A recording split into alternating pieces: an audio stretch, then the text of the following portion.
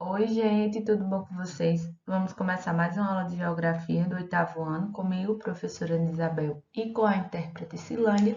E hoje nós vamos dar início à nova unidade do livro de vocês, que é a unidade 5, que vai falar sobre os Estados Unidos. O tema da nossa aula hoje é Estados Unidos da América, superpotência mundial.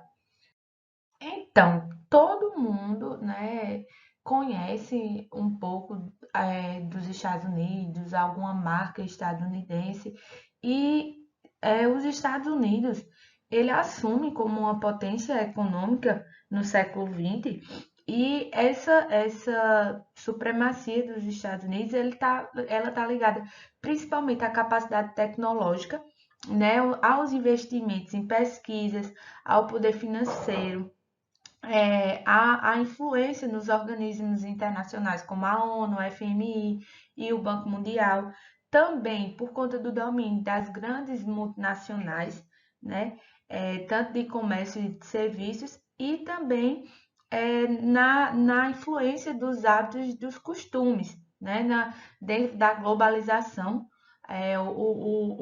Os Estados Unidos, a gente consome muito da cultura estadunidense, né? A gente fala a língua inglesa, que é a língua estadunidense. Então, os Estados Unidos, ele está inserido, né, no nosso cotidiano.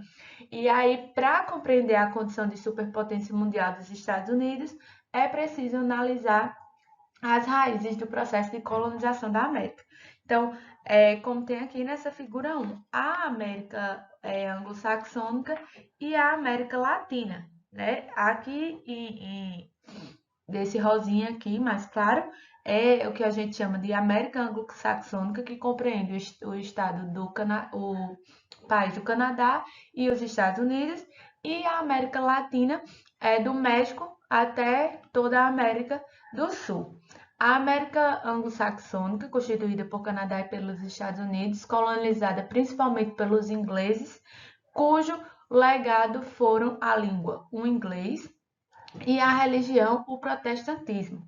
E na América Latina, constituída pelo México, a América Central, parte continental e parte insular, e a América do Sul, cujos colonizadores, predominantemente portugueses e espanhol, deixaram como legado a religião católica, e as línguas mais faladas nessa porção continental são o português e o espanhol.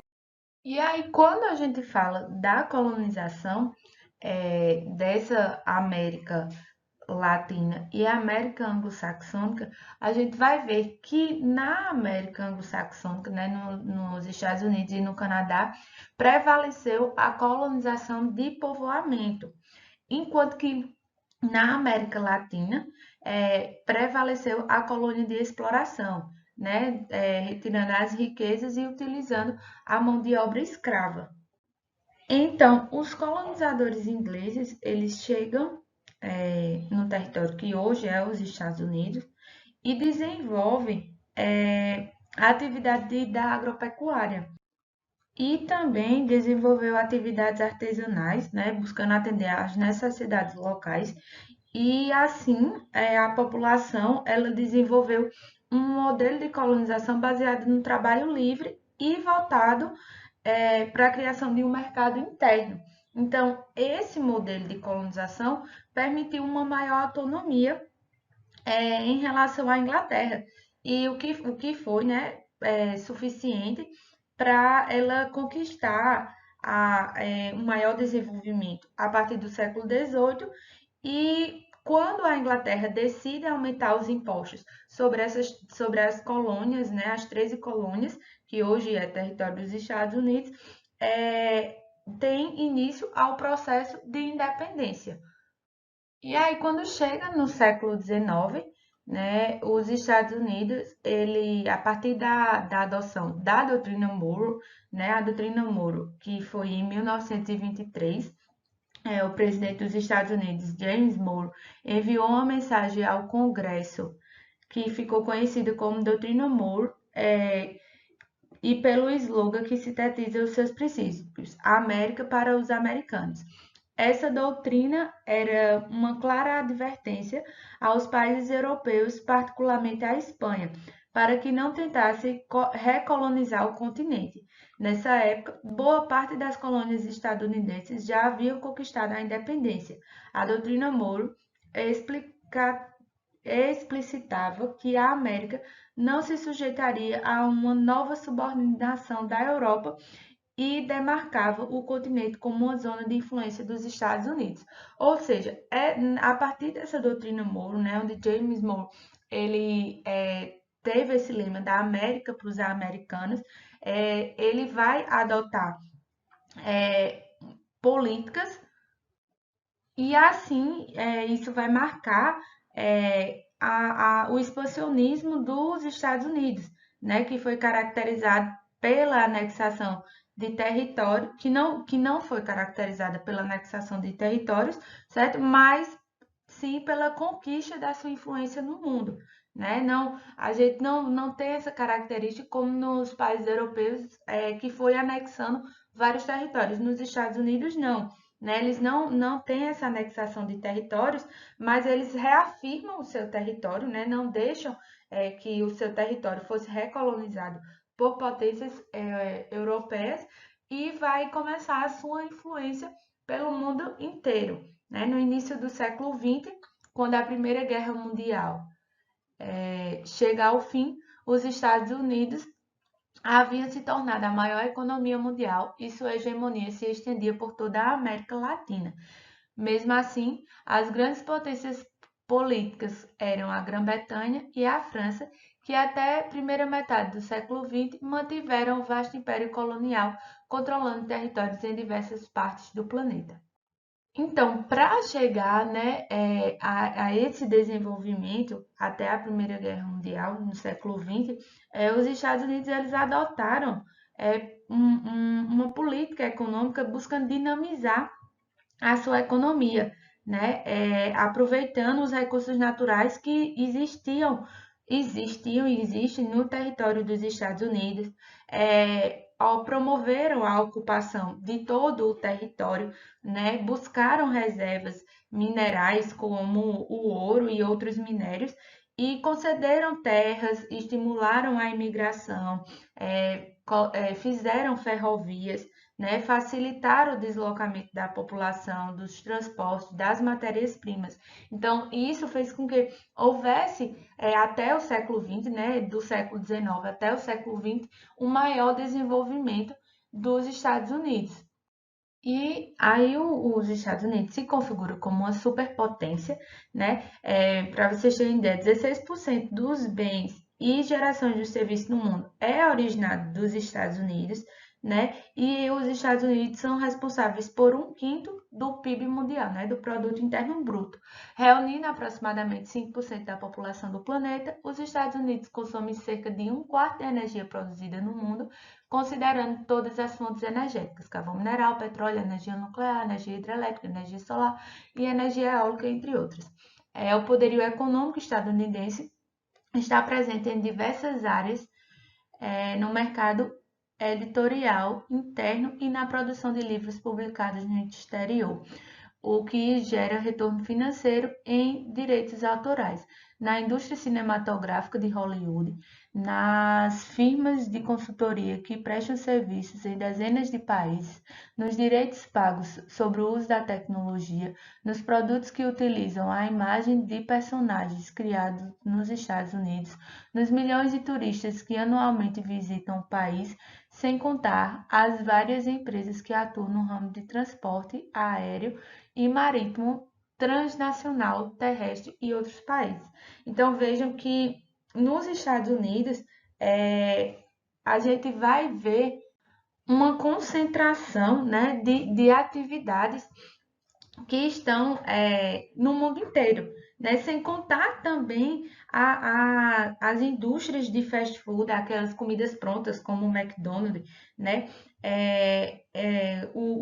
As indústrias de material esportivo e a informática, né? Por exemplo, a Apple, que é uma indústria que cresce muito, né? Aí a gente tem as principais indústrias de ponta, vejam aqui, ó, a grande quantidade de concentração de indústrias de ponta só no território dos Estados Unidos, tá? E E aí, essa manchinha laranja é uma área de inovação tecnológica. Então, também nos Estados Unidos, né, que tem bastante, e aqui na Europa e aqui na Ásia, principalmente no Japão. E aí, essa supremacia dos Estados Unidos, ela, ela vem durando, né, por muito tempo, porém, a China, ela vem crescendo bastante, né, e aí a gente pode ver uma mudança, né, porque a participação da China no PIB mundial tem crescido bastante. Então, talvez a gente chegue, a China assuma essa liderança no PIB mundial, mas a gente sabe que em termos de sociais, a influência dos Estados Unidos ela é muito forte, né? Na cultura como um todo, a cultura estadunidense ela já está impregnada no mundo todo. E nos Estados Unidos também tem um poderio militar muito grande ao longo da história. Muitos impérios se constituíram, organizaram poderosas forças militares. As forças militares dos impérios ou das potências foi fundamental para a defesa de seus territórios e de seus interesses, servindo como elemento de pressão sobre os povos inimigos, mais recentemente sobre os estados-nação com capacidade inferior, como a gente tem aqui, ó, gastos militares. Quem mais gastou, né, em 2017 foi os Estados Unidos. Esse poderio militar, ele tem um peso muito grande nas negociações internacionais, né? Os países mais poderosos, como os Estados Unidos, eles vão conseguir impor seus interesses nas decisões, né? E também isso ocorre nas relações comerciais, né? Então, esse poder militar, ele possibilita a consolidação de um poder político. E aí esse poder do militar dos Estados Unidos, ele está desde a Segunda Guerra Mundial, né, quando eles também fizeram as bombas nucleares, né, e atacaram lá o território do Japão. Na Guerra Fria, na disputa da Guerra Fria com a União Soviética, também houve muito investimento em agências de inteligência, como a CIA, né, e até hoje os Estados Unidos ele vem se destacando, né, como uma potência militar, né, mas também a China vem crescendo, né, nesse ramo também. Então a China vem cada vez mais disputando espaço com os Estados Unidos.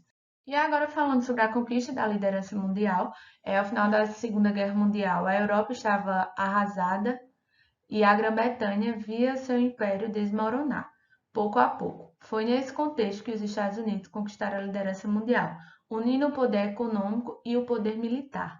A partir de então, o mundo passou a ser regido pelos interesses estadunidenses, né? Depois da Segunda Guerra Mundial, a Europa totalmente fracassada, né? Vários países entraram em colapso por conta da destruição da Segunda Guerra. Então, os Estados Unidos, que vinha, né, investindo no seu poder militar, vinha investindo no seu território, cresce muito, vai ajudar financeiramente os países europeus para ter uma influência maior no mundo, e aí com isso, né, durante a Guerra Fria, disputa o poder com a União Soviética, disputa um poder hegemônico, e hoje os Estados Unidos ele ainda, né, está à frente do mundo como uma liderança mundial, onde vem, né, colocando seus interesses, né, intervindo em outras nações a partir do seu interesse. Atualmente, diversos fatores garantem o dinamismo na economia estadunidense: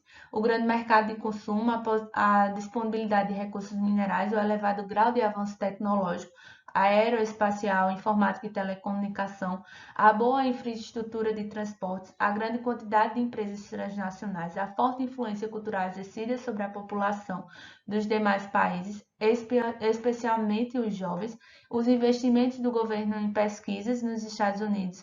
O Estado financia 50% das pesquisas nos setores de alta tecnologia e a grande capacidade de produção agrícola. Então, esses fatores fazem com que os Estados Unidos ainda exerça essa liderança mundial. Então, gente, esse assunto dos Estados Unidos é muito extenso, é muito atual, né? Vocês podem estar voltando lá no livro, lendo, fazendo pesquisas, né? E a gente vai se ver na próxima aula, continuando com essa sequência dos Estados Unidos.